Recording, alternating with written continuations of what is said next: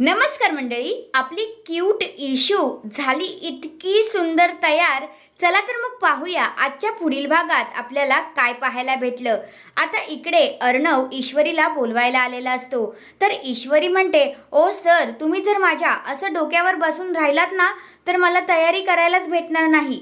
आणि मग सर तिथून निघून जातात.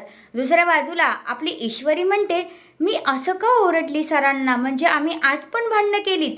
दुसऱ्या बाजूला अर्णव आता खाली आलेला असतो आणि तो ईश्वरीचं कौतुक करत असतो आणि म्हणत असतो की मी हे जे काही सगळं काही केलेलं आहे त्या एकाच व्यक्तीमुळं, तिच्यामुळेच मला धीर भेटला.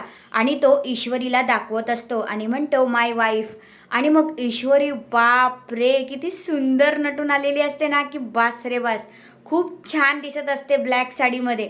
आणि आता तर त्या नम्रताचा जळून जळून काय खाक होणार आहे. खरंच नम्रता आधीच तिच्यावर जळते, त्याच्यामध्ये अजून भर पडलेली आहे, कारण अर्णवने तिच्यासाठी स्पेशल प्लॅनिंग केलेलं असतं ईश्वरीसाठी.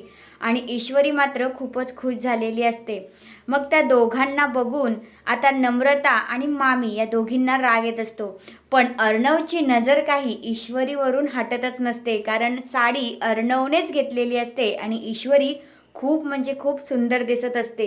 तर तुम्हाला सुद्धा ईश्वरी आवडली का ते कमेंट करून नक्कीच सांगा. आणि अशाच अपडेटसाठी चॅनलवर नवीन असाल तर लगेच सबस्क्राईब करायला विसरू नका. धन्यवाद.